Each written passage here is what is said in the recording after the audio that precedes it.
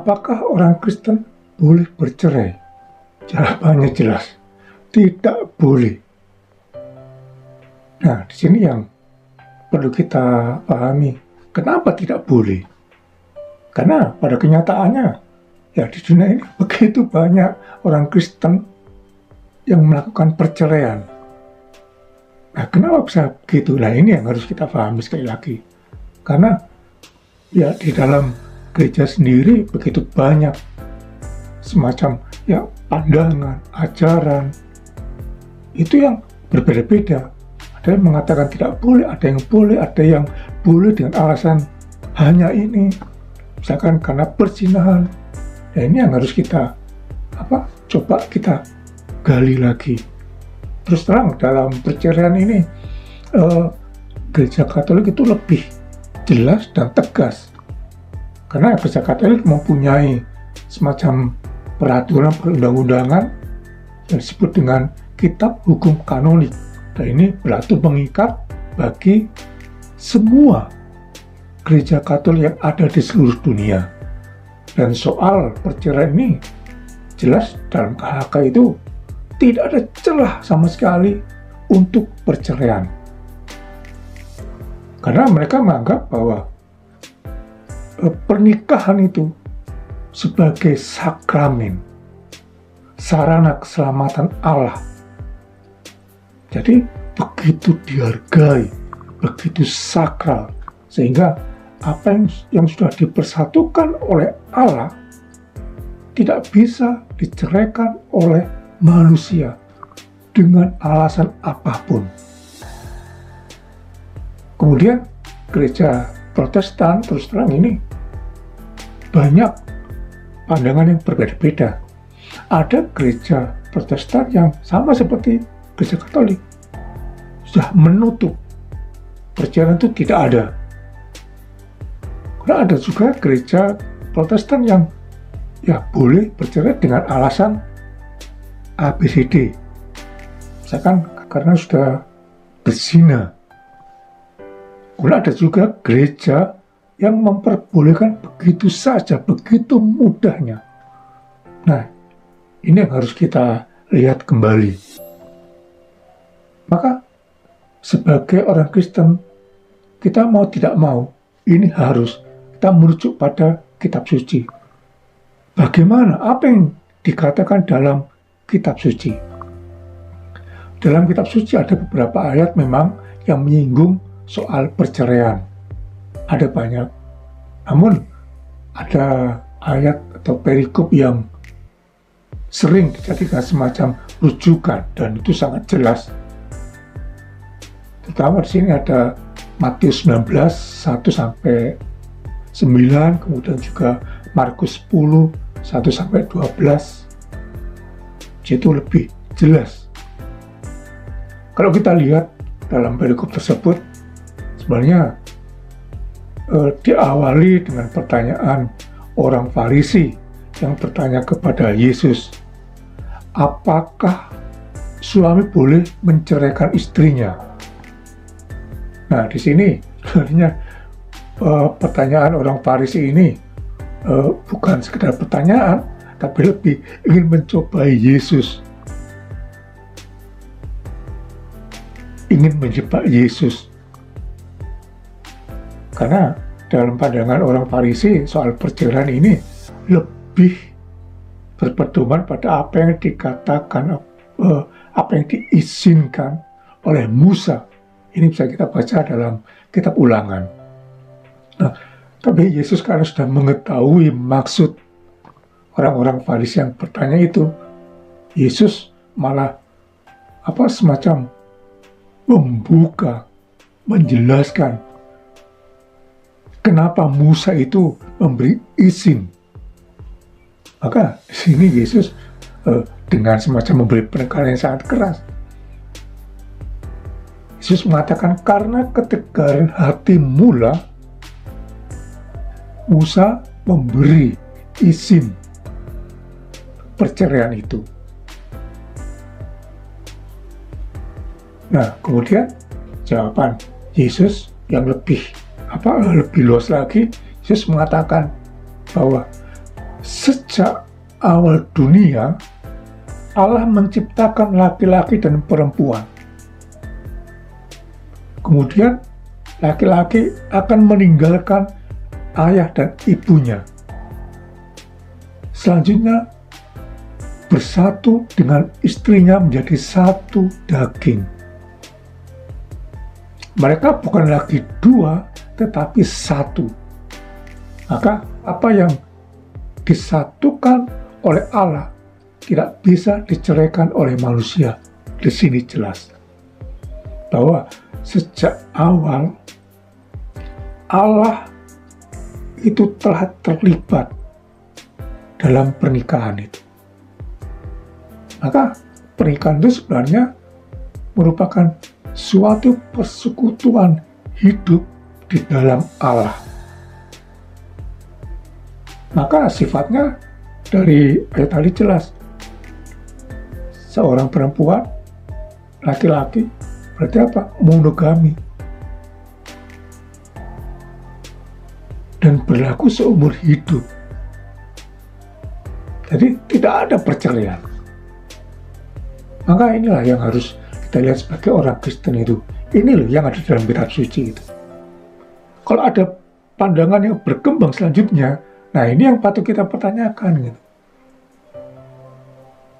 Nah, kenapa sampai sekarang ini masih ada perceraian? Ya, tidak lain kita ini seperti orang Farisi pada waktu itu, pada zaman Musa itu. Karena kedegilan hati, karena kekerasan hati manusia lah. Maka ada saja orang yang ingin bercerai. Ini perlu kita lihat karena kekerasan hati, karena kedegilan hati, yang tidak mau lagi menuruti, yang tidak mau lagi mendengarkan, melaksanakan kehendak Allah. Ini yang harus kita sadari dan harus kita benar-benar kita tanamkan dalam pikiran kita. Nah, di sini sering kita dengar bahwa alasan orang yang bercerai, orang Kristen bercerai itu dengan mengungkapkan, memberi alasan yang sedemikian rupa sehingga kelihatannya itu masuk akal. Kemudian dikatakan ini demi keadilan, demi keselamatan. Ini menyangkut kemanusiaan, hak asasi manusia. Ini alasan yang sering diajukan oleh umat Kristen dalam pengajuan perceraian. Ini yang harus kita renungkan sebenarnya. Bahwa orang yang bercerai jelas berarti sudah sudah melanggar keinginan, kehendak Allah itu. Dan alasannya itu memang pasti dibuat-buat. Makanya ada semacam ungkapan, kalimat yang harus kita akui bahwa kalau orang bercerai itu pasti karena ada kesalahan. Bahkan bisa dikatakan bahwa perceraian itu merupakan hasil dari keberdosaan manusia. Makanya bercerai itu pasti juga berdosa. Karena tadi sudah tidak mau mengikuti kehendak Allah. Meskipun dengan berbagai alasan yang diungkapkan dengannya, karena sudah tidak cocok lagi, sudah beda prinsip, tidak seperti yang dulu lagi katanya. Kemudian karena ada perubahan sifat pasangan, tidak seperti waktu menikah dulu. Kemudian ada juga yang ingin bercerai karena sudah semacam lebih pada faktor ekonomi, sudah tidak bisa diharapkan, tidak sesuai ekspektasi. Nah, ini yang harus kita pahami. Ada Allah di dalamnya, Allah ikut terlibat. Bahkan Allah itu yang merencanakan sejak semula. Kalau kita mengingkarinya, ya berarti kita berdosa. Coba saja kita lihat waktu kita mengucapkan janji pernikahan. Apa yang kita ucapkan? Kan masing-masing pasangan itu mengucapkan untuk saling mencintai, tetap setia satu sama lain dalam keadaan suka maupun duka. Maka tidak ada alasan untuk perceraian itu. Sekali lagi, ini tadi, kalau orang bercerai, itu pasti karena ya dia sudah melakukan dosa. Dan hasilnya itu juga dosa. Makanya, ini sekali lagi harus kita pahami, harus kita sadari, harus kita masukkan dalam pikiran dan hati kita. Karena gak ada perceraian itu.